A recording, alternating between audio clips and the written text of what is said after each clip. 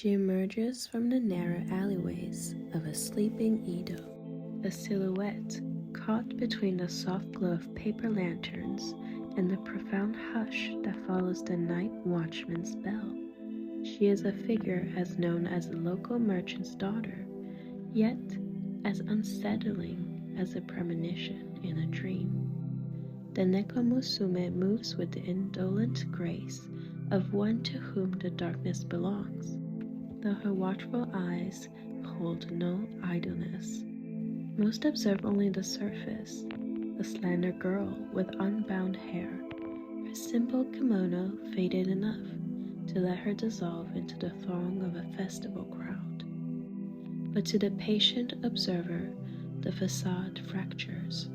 Her gaze holds a feline sharpness, the curve of her spine is unnervingly fluid, and her shadow often hesitates, trailing a heartbeat behind as if defying the very laws of nature. It is in her eyes that the truth burst whispers. Slitted and gold-flecked, they shift in the scant light of an andon lamp. A single blink from her can make a room feel constricted, the air grown taut in anticipation of her next motion. The ears, half concealed by a stray lock of midnight hair, are not quite right. Their angle is subtly alien, twitching at the distant scuttle of a rat, or the murmur of a secret shared streets away. On occasion, if she is at ease or has momentarily forgotten her guise, the tip of a tail appears, coiling in quiet contemplation or flicking with subdued irritation. She does not fear being looked upon, yet her true nature remains elusive. The Nekomusume dwells in the liminal spaces, the threshold of a home, the edge of the forest, never fully part of the human realm or the wild. Her origins are a matter of folklore, debated by monks in temple yards and gossips at the village well. Some insist she is the offspring of a forbidden bond, a cat who has lapped a century of moonbeams and absorbed too many whispered confessions, until the line between beast and woman blurred. Others believe her to be the wayward child of a local kami, a minor deity wary of perfection, and curious to experience the gritty reality of life in the rice paddies and merchant quarters. A more domestic tale, favored in farming hamlets, tells of a cherished household cat, so doted upon that its spirit simply overflowed its form, learning to walk upright and speak with the voice of the forgotten. When she walks in a world, every province ascribes to her a different role. In some tales, the Nekomusume is a bringer of fortune. She curls by the irory earth, her purr ensuring the family's health and the fertility of the fields. She is the guardian who keeps toddlers from wandering towards the river, who deters the kitsune from the henhouse, whose low cry carries a warning of an approaching storm.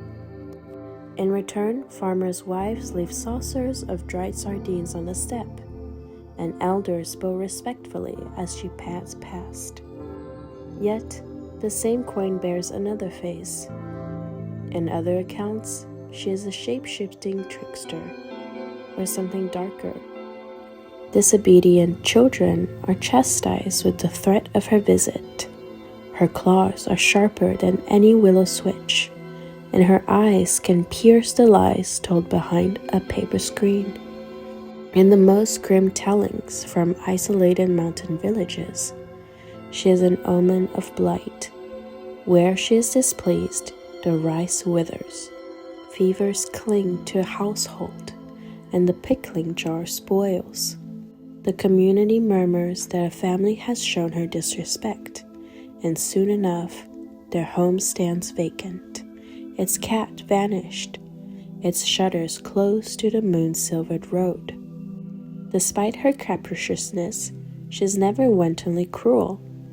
The natural and spiritual world operates on ancient codes, and the Nekomusume merely enforces them. Her power is born of ambiguity. She steps without sound, leaving no impression on the damp earth or the tatami mat. Her presence has more sensation than substance. Her senses are her armaments. She hears the beetle burrowing within the wood and scents a jealous thought as clearly as a samurai's perfume. She understands the language of sparrows and stray dogs and can, should the mood take her, turn them against those who have shown her scorn. This existence between worlds, however, demands its toll. The Nekomusume is trapped, neither truly feline nor entirely human. She is torn between the raw urge to hunt and the refined call of courtesy, between instinctive wariness and a deep longing for companionship. Some nights she aches for the simple thrill of chasing a moth across a tiled roof. On others, she yearns for the shared warmth of a kotatsu and the soft cadence of human conversation. In a life without a definitive place, her most profound skill is the art of navigating ambiguity, of finding a quiet dignity in perpetual otherness. The legends that surround her are never straightforward. They serve as cautionary tales against hubris and as testaments to the power of a compassionate act. They remind all who listen that the world is far stranger and often more merciful than it appears. The Nekomusume endures, an eternal symbol of that untamed, resilient hope that what is different might still carve out a sanctuary, and that within every shadow lies a narrative, awaiting the right moment to be revealed.